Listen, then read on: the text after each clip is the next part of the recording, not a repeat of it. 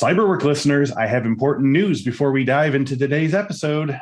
I want to make sure you all know that we have a lot more than weekly interviews about cybersecurity careers to offer you. You can actually learn cybersecurity for free on our Infosec skills platform. If you go to infosecinstitute.com/free and create an account, you can start learning right now. We have 10 free cybersecurity foundation courses from podcast guest Keytron Evans, 6 cybersecurity leadership courses from also podcast guest Cicero Chimbanda, 11 courses on digital forensics, 11 courses on incident response, 7 courses on security architecture, plus courses on DevSecOps, Python for cybersecurity, JavaScript security, ICS and SCADA security fundamentals, and more. Just go to infosecinstitute.com/free and start learning today. Got it? Then let's begin today's episode. Today on Cyberwork, Steve Pereira of Visible Value Stream Consulting joins me to discuss DevOps, SecOps, DevSecOps, and his own lifelong love of streamlining projects.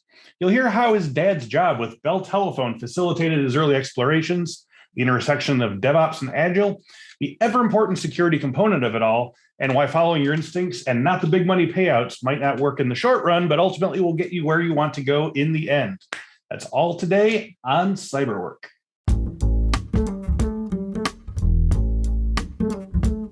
Welcome to this week's episode of the Cyberwork with Infosec podcast. Each week, we talk with a different industry thought leader about cybersecurity trends, the way those trends affect the work of Infosec professionals, and offer tips for breaking in or moving up the ladder in the cybersecurity industry. Steve Pereira is obsessed with making tech human and leveraging it to deliver continuous value. He shows teams how to use simple tools and techniques to make big changes. For the past 20 years, his focus has been on sharing mapping techniques to guide ambitious and struggling teams towards their true north. He is a former startup CTO, agency consultant, systems and release engineer, finance IT manager, tech support phone jockey, and pizza maker, my favorite. Always focused on the flow of value all the time. So today we're going to be learning everything we can about DevOps, SecOps, DevSecOps, and careers in this field for cybersecurity aspirants. So Steve, thanks for joining me today. Welcome to Cyberwork. Thanks for having me. It's great to be here. I really appreciate the time. My pleasure. So we always like to get started by getting your sort of personal history in the tech sector. Where did you first get interested in computers and tech, and when especially did you get excited about the concept of like flow and delivery as a calling? What drew you to all of this? Yeah, that's a great question. It really brings me back. I grew up in a household where we always had either old or broken equipment lying around because my dad worked for Bell as a technician. Okay. Mm-hmm. And so he would bring back things that like were sitting around the office and taking up space. And, we'd sort of get first dibs before it hit a dumpster. Yeah. And so a lot of stuff was like either not working at all, or there was just no instruction manual or came in pieces.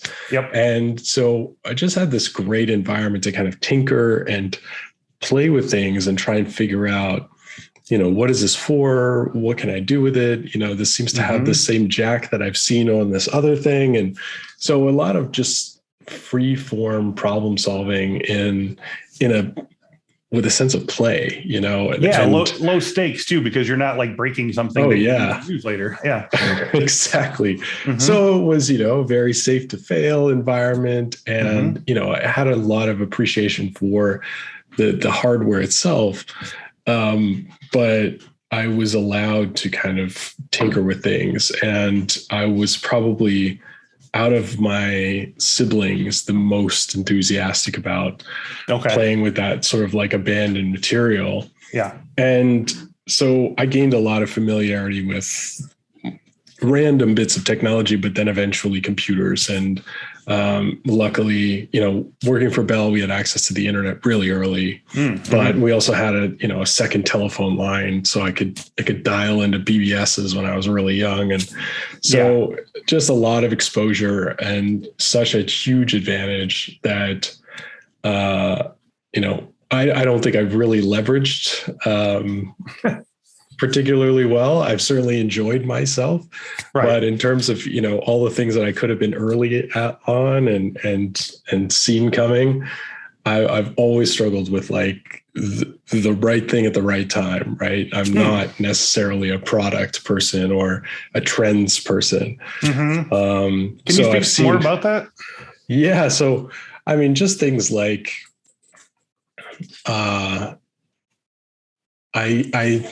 things like infrastructure automation or desktop automation, these things that I knew were really important and valuable. I was always in a situation where it's like, yeah, great, but like, I care about this. Nobody else cares about this. Right. Okay. And so like bridging the gap, I think, there's a brilliance to understanding the right thing at the right time for the right customer fit. And I've never been that person. I've always been like, I think this thing's cool and I'm going to do this. Right. Okay. And never really paid attention to whether it was like marketable or like, something that could be really big. Can you sort of give me an example of like, I was busy with this, but meanwhile, on the other side of town, this thing that was going to get huge was happening. And can you think of any sort of like, parallel timeline type things?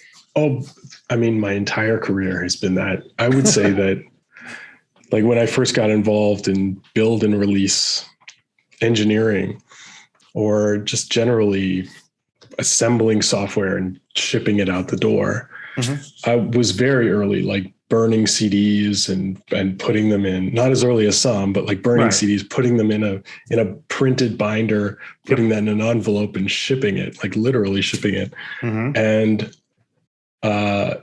I think a more enterprising mindset would be like, well, everyone's going to have to do this, so I should just start a company automating this thing and sell it for a ton of money.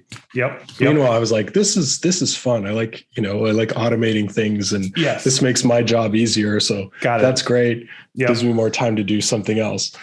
So I think that there's a lot of things along the way that I've learned and been very comfortable at the edge, but I've just seen these things come and go, like I've been doing something and then Puppet pops up and gets millions of dollars in funding.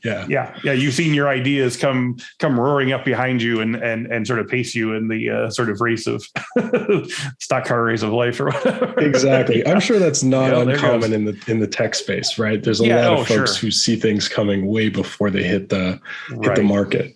Well, then there's also the opposite of like people who say like, oh, if I could only get this thing off the ground, I can tell this is gonna make a mint, but they don't actually have like the know-how to do it. They just sort of are telling people at Thanksgiving all the time, like, oh, if I can just get this one thing off the ground, then easy street and it's over for you losers, or whatever. But it's interesting. I think about that all the time too. I feel like whenever you like tell a family member you're working on this thing, the first thought is always, oh, you should try and make money off that. And you're like, no, I just like doing it. I'm just going to do it. So it's definitely two different mindsets. And I've talked to both on this show, and I like them equally. So yeah, and I would say that it's something that is pretty rare in tech, but is growing, is this understanding of customers and understanding of value and demand and what people really want versus what we like to play with and what we think is valuable. And that exercise of just putting your mindset in someone else's shoes and position and environment is so valuable and so rare. And that's the sort of thing where like I've been focused on this flow and delivery and automation for my own purposes for a very long time. And just recently, the past 5 years, shifted that into this is something everybody needs. I keep hearing people struggle with it. And it's just the only way to really reach the level of scale and performance and consistency, predictability that we need now that all this complexity is just constantly rising and nothing's getting easier necessarily. So this ultimately sounds like in this particular case, you did hit the right thing at the right time, though. Like this thing that you've been interested in for a very long time, like the sort of the complexity of the process and the market has finally caught up where these ideas that you'd been sort of workshopping for decades, maybe at this point are necessary to everyone else. And now it's just a matter of getting the message out. Is that accurate? I think that's where a lot of the industry is right now, is that the tech industry is now seeing that there really is no gap between tech and business. And there is no silo in an organization that actually improves performance. So we're starting to look across the entire organization. We're starting to look at all the things that are involved in getting value to customers and having really few avenues to make sense of that right now. There's a clear gap in like, how do I understand that? How do I visualize it? How do I understand where to focus and what's really going to make a difference? And all of these things are really mixed in with business goals and customers and unique capabilities and things that are been commoditized and you should be outsourcing. And it's this network of so many different factors that are interdependent. And so we've got lots to learn about systems thinking and applying it to business and applying it to work and collaboration. And that's really exciting to me right now. Okay, so my next question was about you've sort of answered this partially, but you've gotten very interested over the last however many years in the DevOps and build and release game for a long time. But can you talk about some of the projects or tasks that you did? You mentioned the burning CDs and sending them and things like that. What are some other things that you took on early that really got you excited about sort of going down this path? Yeah, well, it's been a pretty similar pattern over the course of my career. And if I could point to one thing, it's a desire to kind of automate myself out of a job. Yes. I heard that phrase before once. One of our, we had a security analyst go to security manager, and he was saying, like, automate yourself out of your job. Once you, all the things you do manually that can be sort of automated and processed, you can move one level up in there. So talk more about that concept of automating yourself out of your job. Yeah, well, I've always wanted to move that level up, wherever possible. Because I don't come from a credentialed background. Like I never went to a university or college program for computer science or anything rigorous. Like I don't have a degree. I have a couple of certificates that I picked up along the way, but I always lacked the credentials to really walk into a high profile engineering position and start calling the shots. And so part of my motivation to automate myself out of a job is sort of like, I have to prove myself from the bottom up. And until I can basically say that I've learned this to the point where it is dialed in and you can hand it to someone else so I can do something else. That was always something that I had in the back of my mind. It was like, I can't move up until I can prove that I've got this dialed in. And so that was a big motivation for me. And I've always been drawn to bigger ideas, bigger problems, more impact. And so I had a very strong desire to be moving up and up and up in terms of influence and scope. Gotcha. Thank you. So since we're talking about DevOps today, for the sake of listeners coming to this concept for the first time, we have a lot of novice security people and novice programmers and so forth listening to the show. Can you give us the 20,000 foot definition of DevOps and how it relates to the cybersecurity field? Yeah, so they've become very intermingled over the past couple of years, and it's been very interesting. And I'll talk about my perspective on that and how I see that sort of cross-pollination or convergence. But DevOps is essentially about bridging gaps between different groups and different incentives. And that, I think, is the simplest and most clear way to understand it, is that development and operations are very separate concerns in most organizations. One side is very concerned with going as fast as possible, getting value out to customers, and hopefully getting feedback as quickly as possible and moving on to the next thing. And the other side is very disincentivized from that. They are incentivized to keep the lights on, to keep everything the status quo, to not change at all, because it makes their job much more complicated.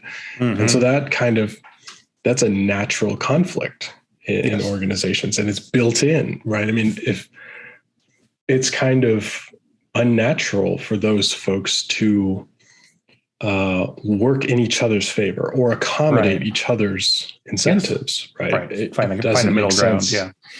Right. So DevOps is really about how do both sides achieve a higher level of performance by combining forces and leveraging common tooling and practices and visibility so that they're not so opposed, and because in reality, they're not, right? If you talk to anybody in ops, of course they care about going fast. Of course they care about making customers happy, and vice versa. Developers don't want to break things. They're very happy to be maintaining an extremely high level of quality.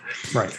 And so DevOps is really a practice of bridging that gap in a way that those two sides are not opposed, and they can be leveraging each other's strengths rather than at odds with each other. And I think that all the tooling and everything is just a means to creating common tooling and visibility that they're both benefiting from, both sides are benefiting from.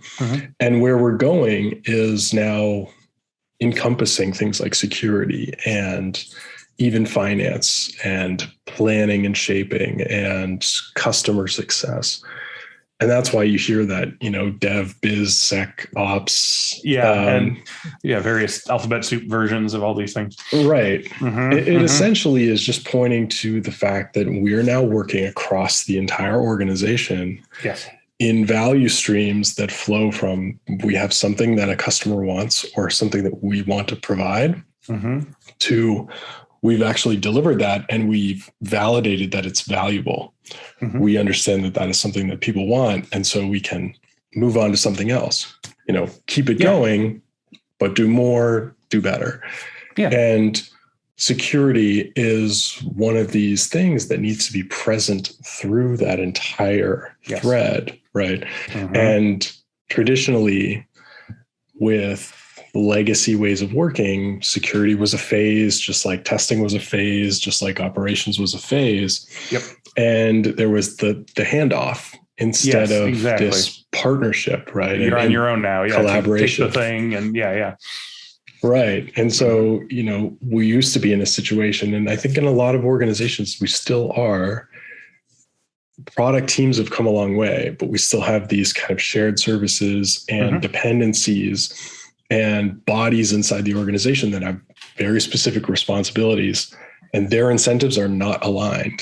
And where you get alignment is in streamlining all of these teams and capabilities, which means early on in the flow, you have security as a consideration in some form. It could be as simple as a checklist. It could be as simple as a quick assessment. Does this raise alarm bells or not? And it really just does have to be that simple. And then as you flow through and get closer to the customer delivery, the deliverables change, the concerns change, the scope changes, and you get closer to, yes, this is safe, this is valuable, this is high quality, this is performant, this is what they asked for, and maybe beyond. And that flow from start to finish, it really does involve participation and representation from all these different groups.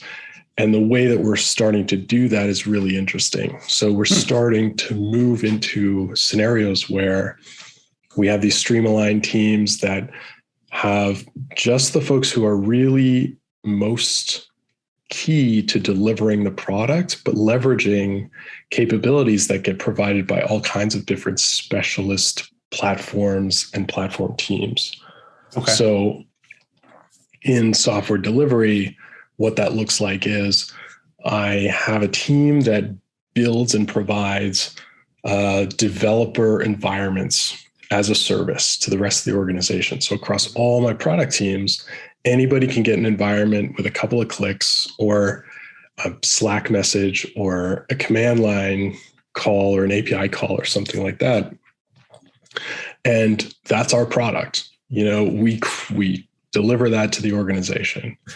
And security, I believe, should function in exactly that way. So that we provide secure capabilities and guidance in a self-service manner to all the participants across the value stream who need security as part of their value delivery process, right? So early on, that means that as a product owner, I can go into Jira, and when I create a new task, it has security represented as the requirements, right? Like there's clarity on the this task or this story needs to be secure. It needs the following things. And if it has those things, you can move on. We can progress through the flow. And then all the way down, it starts to look like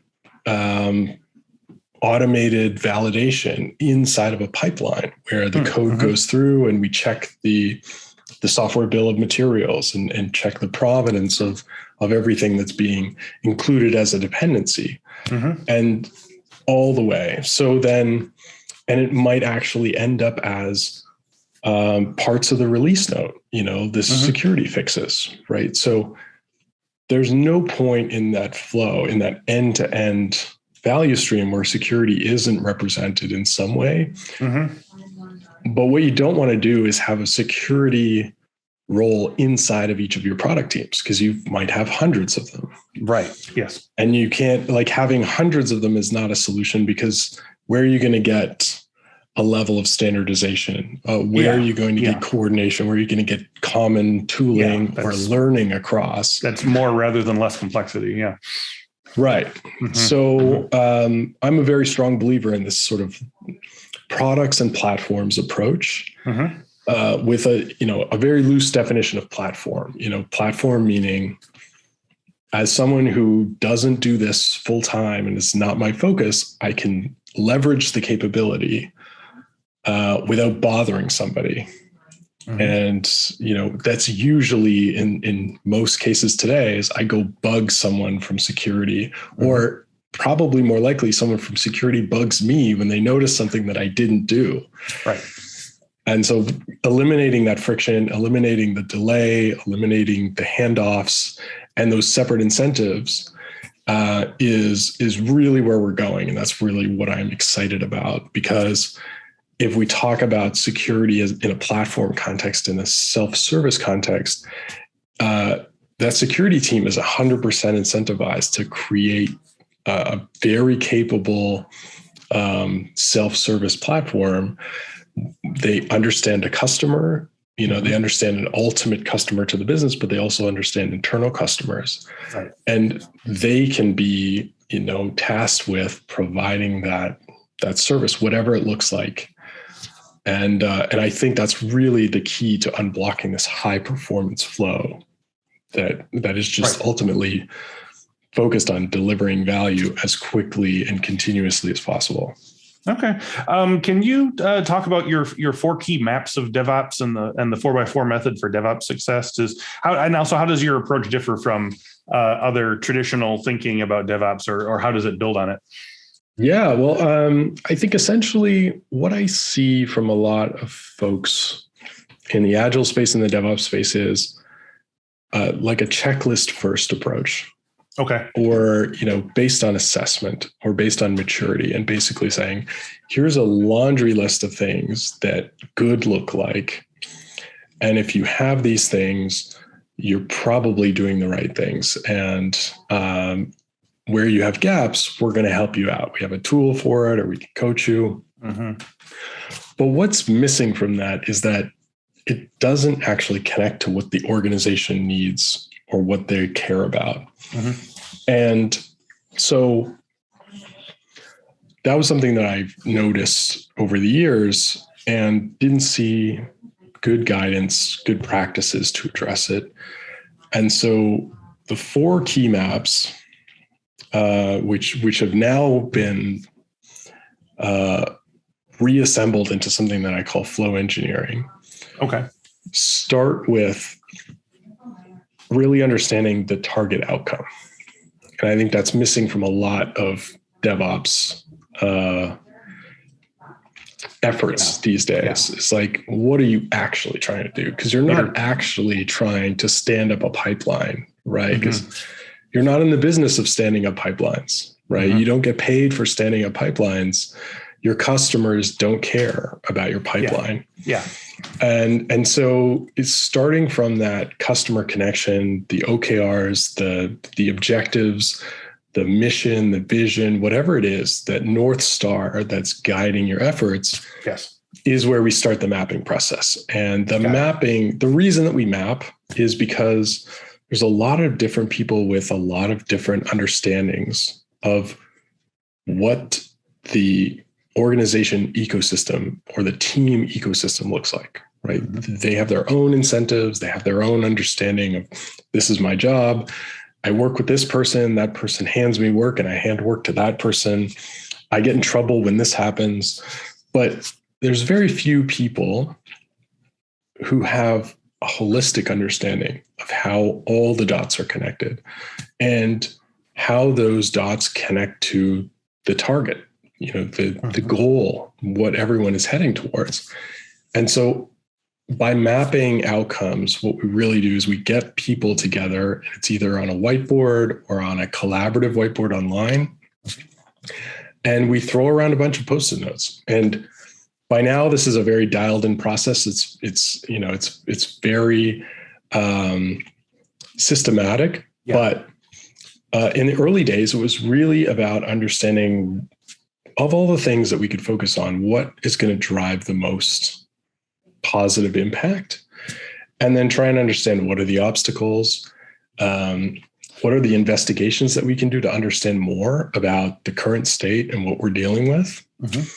And then you could tack on all kinds of things where you saw value. You might dig into, like, why is this the most important outcome compared to all the other things that we could focus on, right? What does it really look like?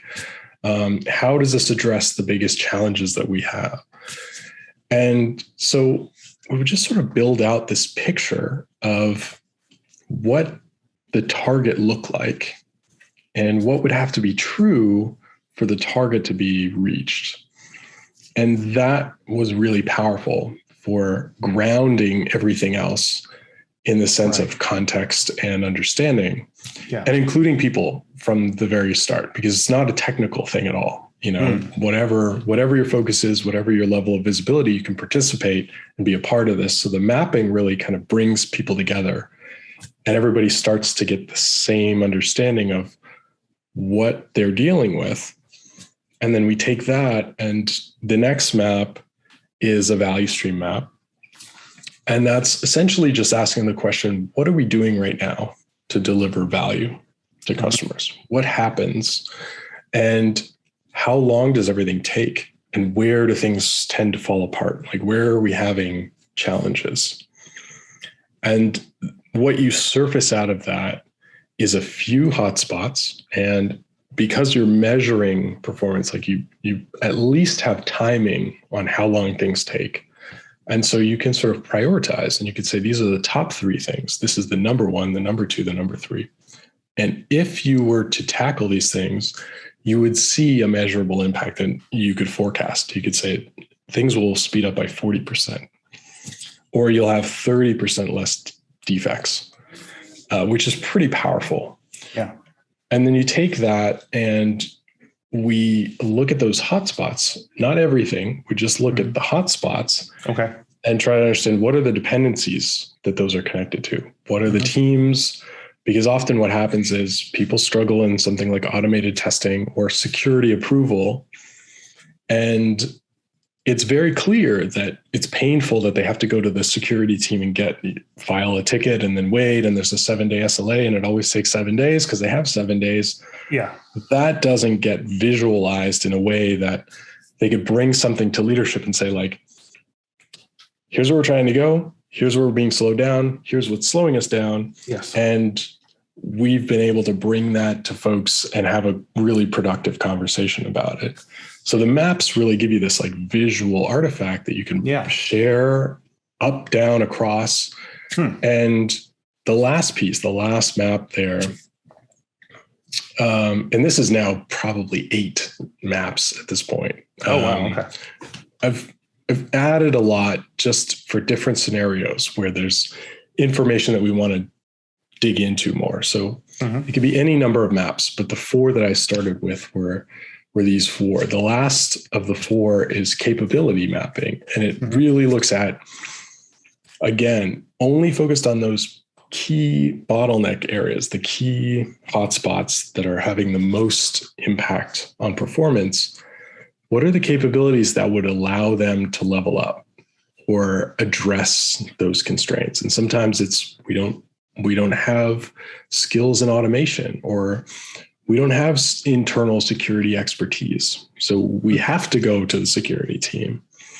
And we would map that out. So we take those few things, probably 5 to 8 capabilities, and understand, okay, who owns that thing? And does that person have a backup? Do they have documentation? Do they have APIs that they can use? Do they have playbooks? How long have they been doing the job? How long does it take to train someone to do this? And you start to form this understanding of, okay, no wonder you're struggling in these areas because you've got all these gaps. And we only care about the gaps that are connected to the outcome and the specific things that are most connected to what's holding you back. All right. So, that's great. I want to, you mentioned, for instance, the slowdown of like, you have to bring in the security team and then you make a claim ticket and then 7 days later, or they take 7 days because they can and stuff. Like, can you give some other examples? What are some of the big points of friction between the development team and the security team that you see kind of regularly? Are there sort of, as you work from company to company, are there certain things like repeating sort of patterns that you see? Yeah, well, I think that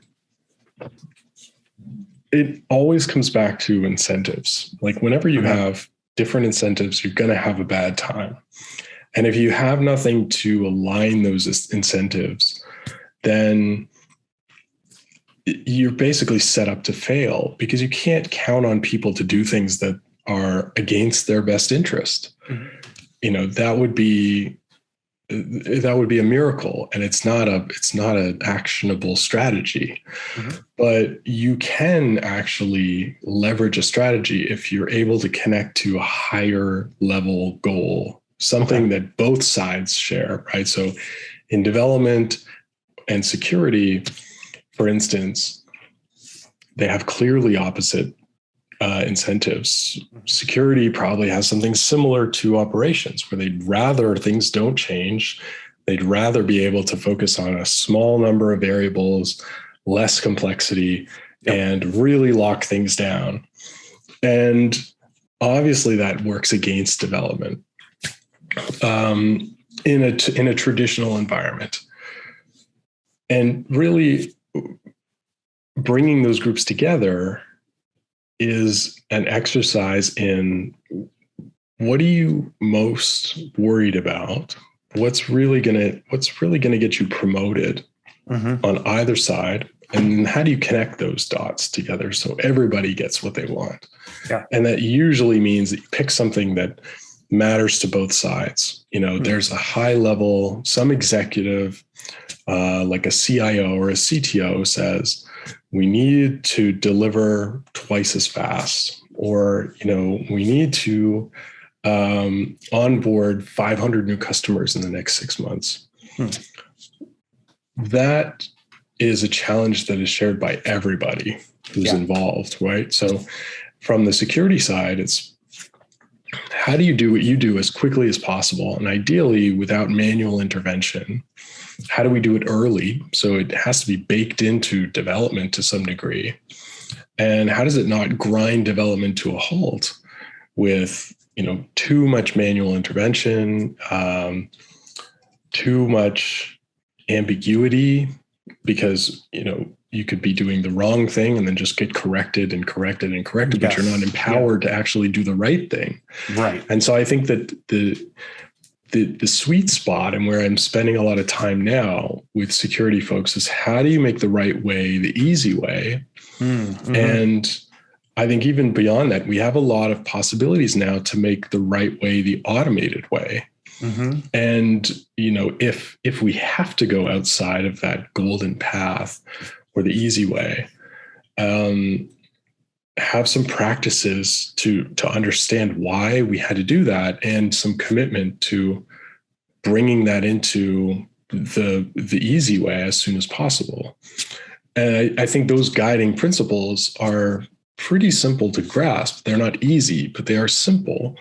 And they really tackle, I think, the biggest problem, which is just getting those groups to speak the same language and work together rather than have to compromise, right? Because I think if we count on people to have to compromise, it's just nobody's going to be happy. Everyone's dragging their heels. Yeah. Mm-hmm. So I decided to look internally for questions as well. I'm a little out of my depth in terms of this topic here. So I was speaking with Eric Nielsen, who is our senior DevOps engineer here at Infosec, to get his advice and insight for this interview. And I got this question that he wanted me to ask. He said, I tend to think that DevOps is the logical extension of Agile, that the goal is to deliver value as quick as you can, securely and faster than your competitors. Can you speak to the history of DevOps and how it relates to Agile? Oh yeah, that's a great question. Okay, good. And it's actually interesting, and I think folks listening will be a little bit surprised by my answer. But okay, great. So Agile actually comes from projects, right? It comes from we have something that we want to deliver to customers, and the way that used to be done is that you would burn a CD and put it in the mail, or, you would install something on someone's computer. Yes. But it wasn't continuously updated, right? You basically never update it until you released a new version of the software. Yeah, and usually that was a point release.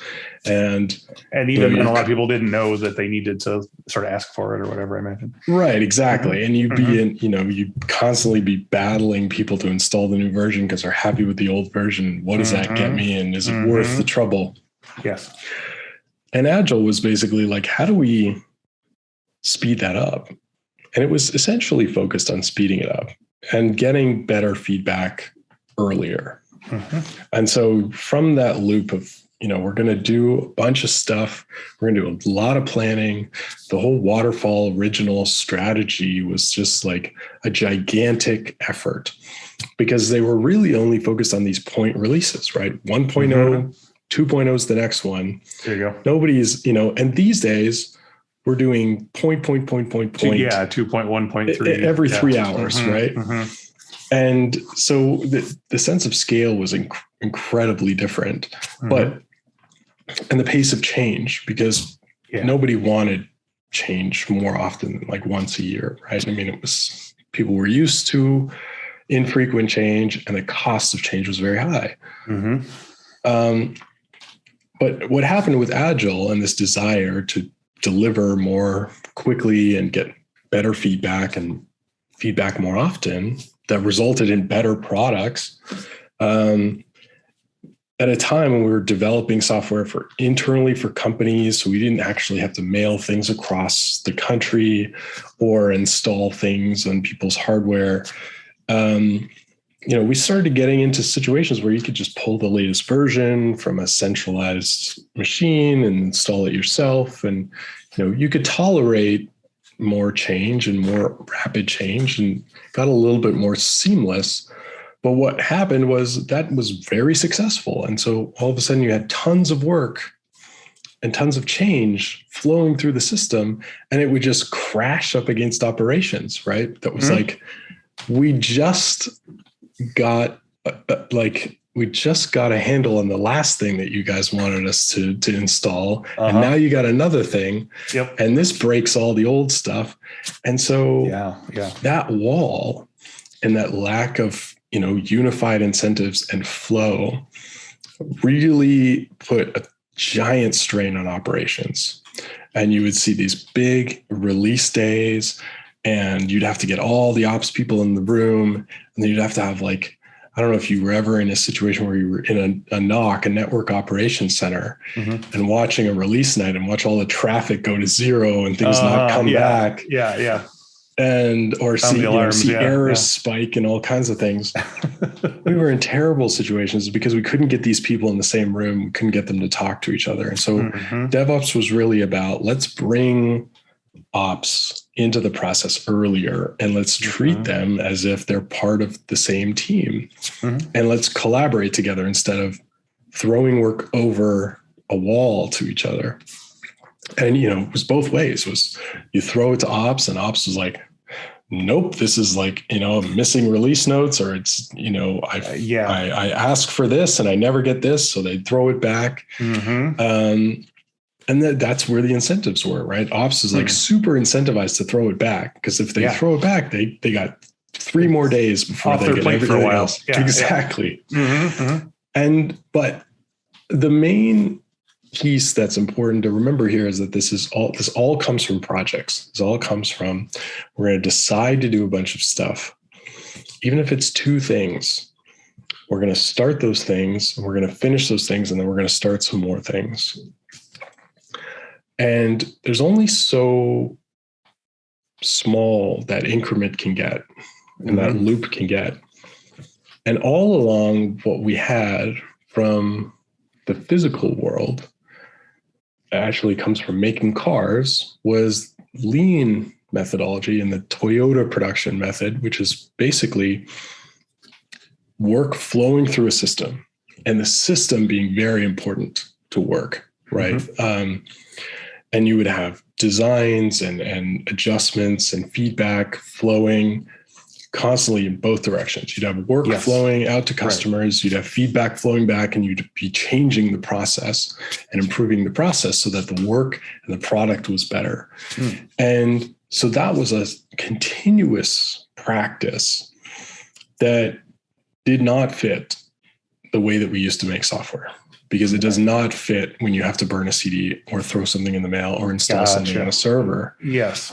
But now we have all the ingredients to start continuously delivering software. And so all that old project framing is starting to become a bottleneck, an issue, because it's the wrong model. And this is a personal opinion. It's shared by quite a few people, but I will put an asterisk on it. And I'm happy to really discuss it with anybody, but I very strongly believe that we were going down this project path for a long time. We got to DevOps, and that brought us to a point where we basically realized we could go no further with that model. And you can do things like work in Kanban and DevOps, and so you have some flow, but essentially you always have to kind of reconcile with different parts of the organization that are still doing things project-like or agile-like. But if you were to really back up the car and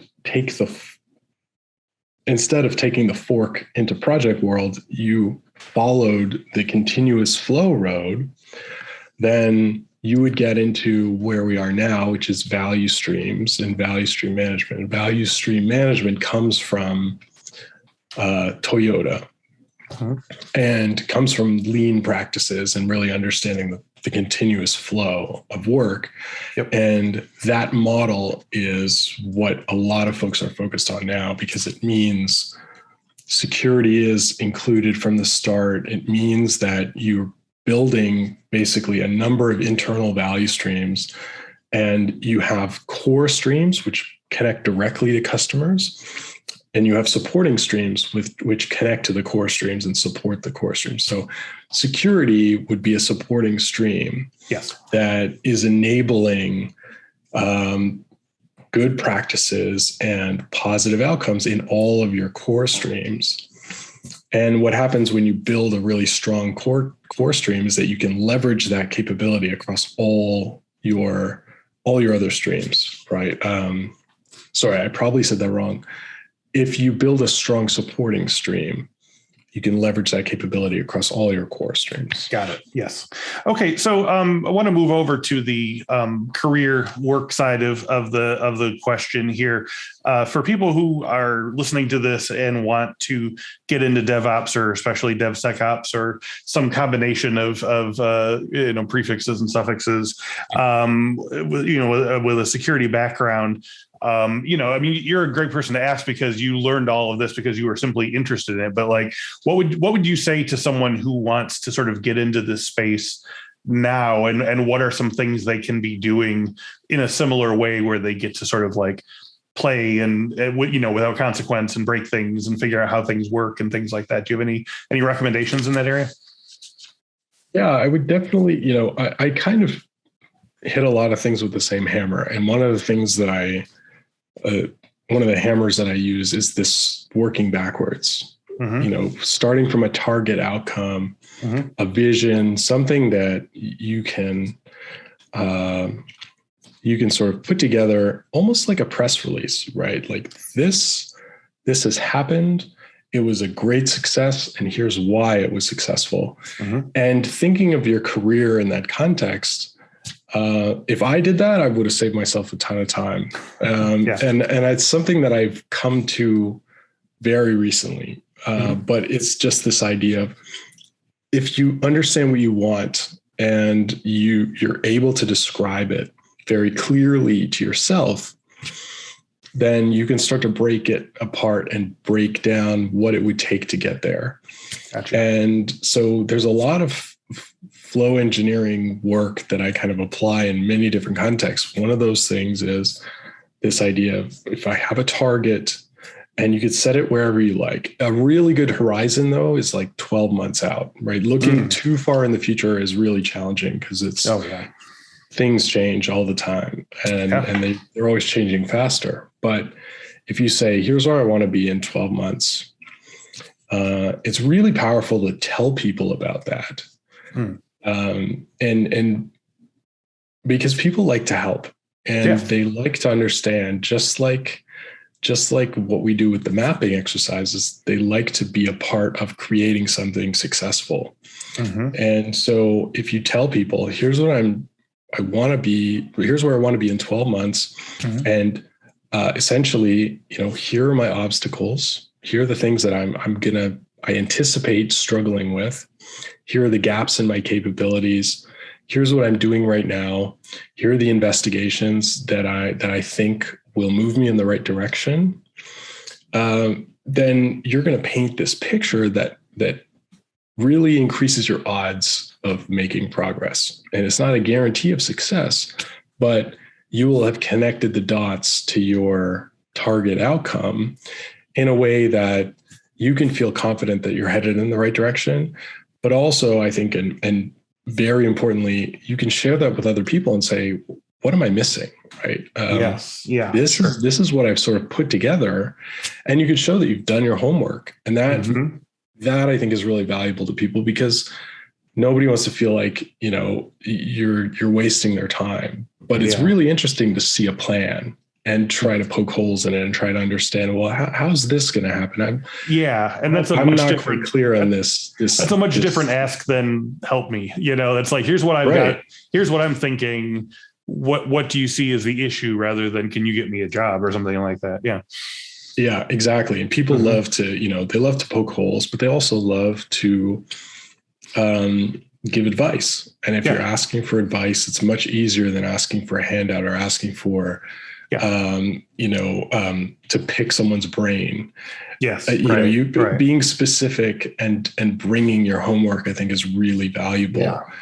And that starts a dialogue. And the clearer it is, the more you've connected the dots, the more people can say, well, I don't really know about this part, but this piece, like, I know someone who's done something like that, and I can connect you to that person. Yes.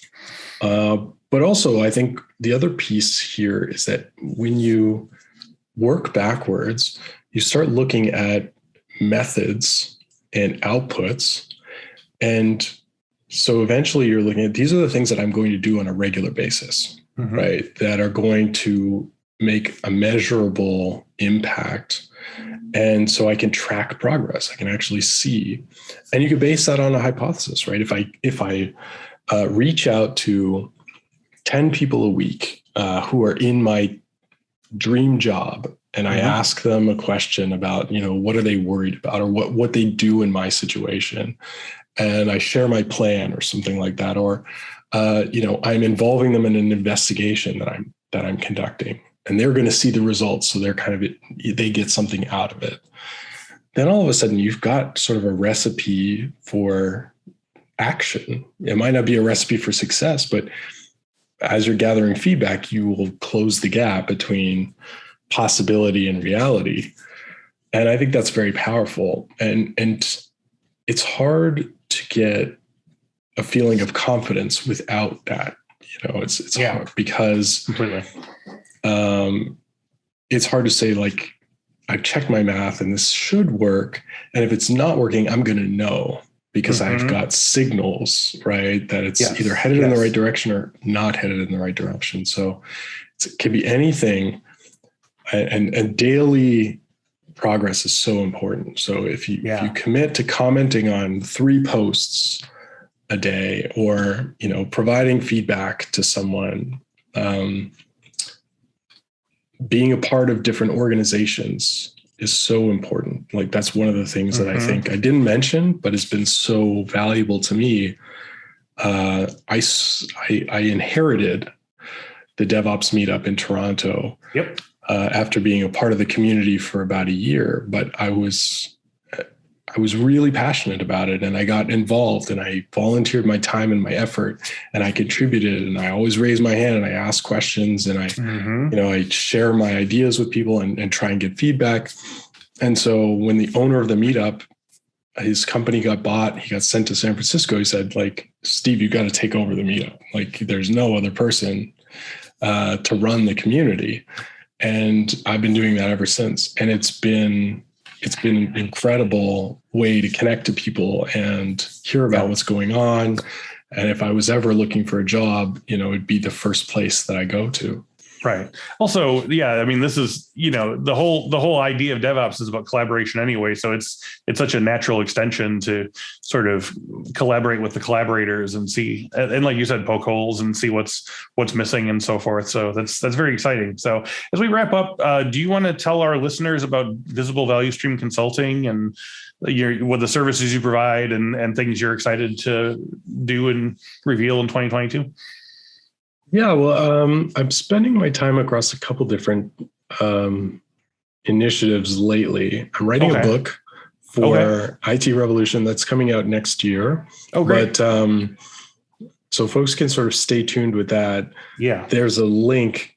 We could maybe put a link in the show notes for that. Absolutely. There's a newsletter that goes out. I'm a part of the Value Stream Management Consortium, which is kind of a new organization that's dedicated to this idea of value stream management and what it means to software and the digital world and knowledge work. And we're coming up with a lot of groundbreaking stuff that hasn't really been figured out in the software world. So really excited about that. There's actually a course that we published on value stream management that I think is an incredible resource for anyone who's curious about anything from Agile to DevOps to value streams and flow. It's all in there, and all the history and how it all fits together.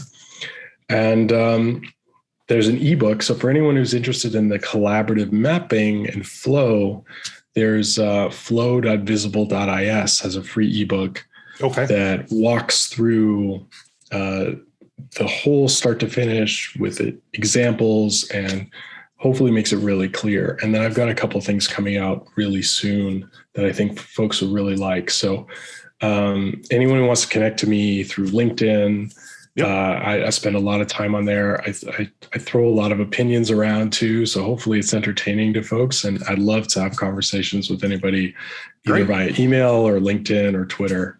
Yeah, I was just going to ask you, do you have any social media handles you want to promote? Yeah, well, I'm on LinkedIn, I'm DevOps TO, so you could find me that way.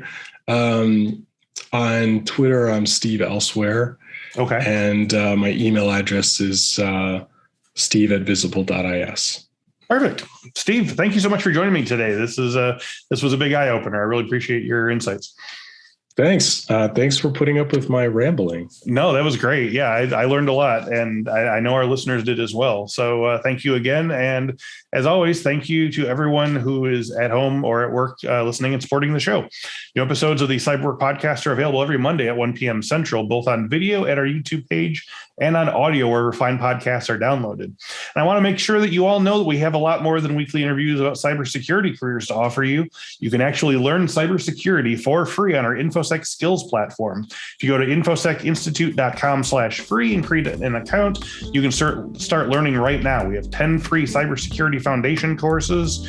We have cybersecurity leadership, digital forensics, incident response, security architecture, plus courses on DevSecOps, Python for cybersecurity, JavaScript security, ICS and SCADA, and more. Just go to infosecinstitute.com/free and start learning today. Thank you very much once again to Steve and Visible, and thank you all so much for watching and listening.